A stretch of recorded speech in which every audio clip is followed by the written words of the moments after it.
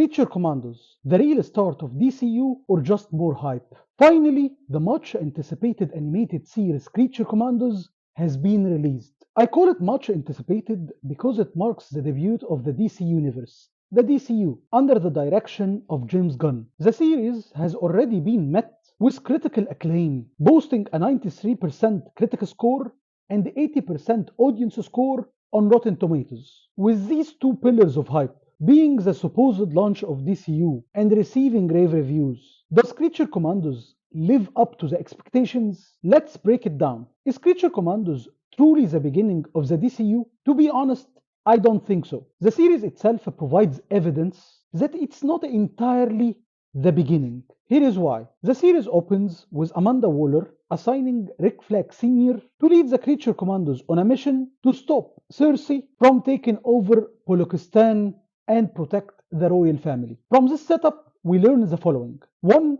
Rick Flag Sr. and his past. Rick Flag Sr. is mourning the loss of his son Rick Flag Jr., who died in the Suicide Squad movie directed by James Gunn at the hands of Peacemaker while trying to expose government secrets. And it's unclear if Rick Flag Sr. knows that Amanda Waller was indirectly responsible for his son's death, as it seems unlikely he'd work with her otherwise. 2.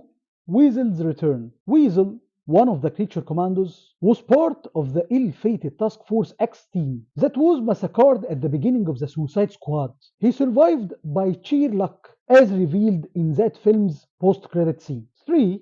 Why Amanda Waller is leading the Creature Commandos. After the events of The Peacemaker, where Amanda's daughter exposed her controversial Black Ops tactics, Amanda appears to have pivoted her strategy, and instead of using Task Force X, composed of human prisoners who steered human rights controversies, she now leads the Creature Commandos, or Task Force M, a team of non-human monsters. This clever move allows her to sidestep human rights backlash, as these creatures aren't bound by the same ethical considerations. It's a morally grey, but undeniably a strategic decision, showcasing Waller's ruthless pragmatism. Given these 3 points, it's more accurate to consider Creature Commandos the third installment in James Gunn's DCU, following the Suicide Squad and the Peacemaker. Moving to the continuity question. Is this really a new DCU? James Gunn DCU isn't entirely separate from Zack Snyder's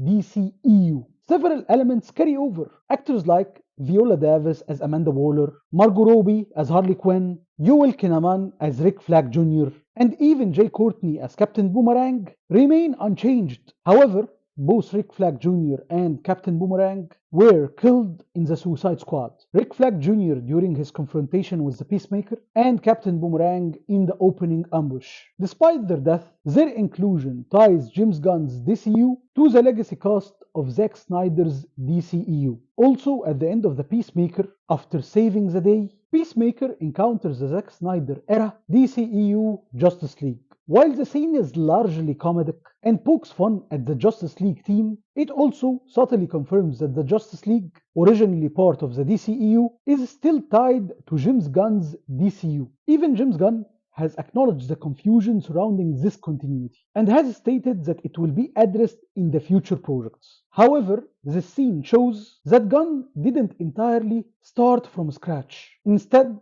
he's blending elements of the DCEU into his DCU. Gunn made a smart decision by featuring only Ezra Miller's Flash and Jason Momoa's Aquaman as guest stars in the Peacemaker Justice League scene. Both characters had upcoming films back then, The Flash and Aquaman 2, which aligned with the transition. Gunn actively supported The Flash because its plot, most probably, serves as a perfect mechanism to smooth the transition from the DCEU to the DCU. In The Flash, Barry Allen alters the timeline while proving his father's innocence, which triggers significant changes to the universe. During this film, Flash experiences an alternate version of the events from Zack Snyder's Man of Steel, where General Zod still invades Earth, but under vastly different circumstances. The reimagined timeline that came after provided a clever way to connect the DCEU's history while signaling the shift to a new DCU era. The Flash post-credit scene, where Aquaman appears powerless, suggests that Aquaman 2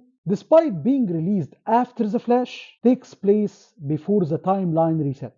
This positions The Flash as the official ending of the DCEU, paving the way for a soft reboot.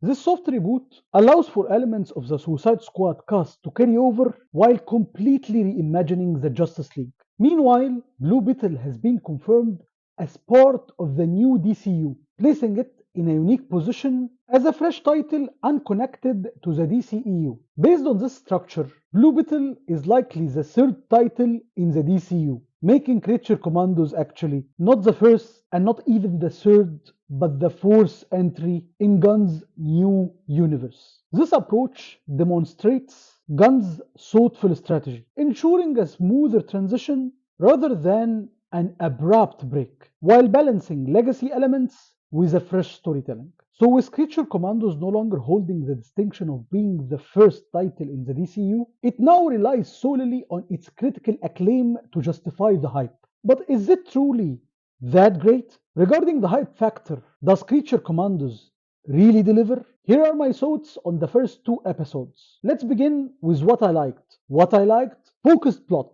The series centers around one primary mission, introduced in the very first minute, keeping the narrative tight.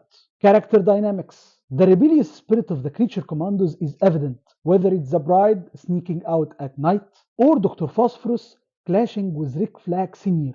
They are really untamed monsters, which adds depth to the series. Origins exploration. The show hints at revealing the backstories of each team member throughout the mission. Friend zoning Frankenstein. I appreciated the retelling of the Frankenstein story, drawing parallels to the biblical Genesis narrative, with Frankenstein portrayed as a lonely figure like Adam, seeking a companion in the Bride character. This dynamic, Frankenstein and the Bride, is further amplified by the friend zoning aspect, as Frankenstein attempts to reach the Bride across centuries, yet despite their similarities and the passage of time, she continues to reject him. Moving to what I didn't like about the series. Missed opportunity with the classic team. The show deviates from the classic comic team by not including iconic members like the werewolf or the vampire. Unnecessary romantic subplot. The relationship between Rick Flag Sr. and the princess felt forced and lacked proper build-up. James Gunn predictable tone. While Gunn's signature humor and chaos worked in Guardians of the Galaxy and the Suicide Squad and even Peacemaker, it began to feel repetitive here, and I hope this repetitive tone doesn't carry over into the upcoming anticipated movie Superman Legacy. Moving to what's having me curious right now. In the new trailer, the vision of Cersei showing the death of Superman and Starfire and Peacemaker hints at high stakes and ties into Gunn's larger DCU plans. It's intriguing to think about how this series might impact upcoming projects. Lanterns and Peacemaker Season 2 makes sense, as he was dead in the vision. And finally, the final verdict. James Gunn's DCU shows promise, but Creature Commandos doesn't feel as groundbreaking as the hype suggests. It's definitely a solid start with potential, but not revolutionary. I'm curious now to hear your thoughts in the comments. And what do you think about the vision of the future shown in the series trailer? Do you recognize any comic references that might explain it? Finally, if you enjoyed this video, don't forget to like, subscribe and share, and tap the notification bell so you get alerted and notified when I post any new content. Bye.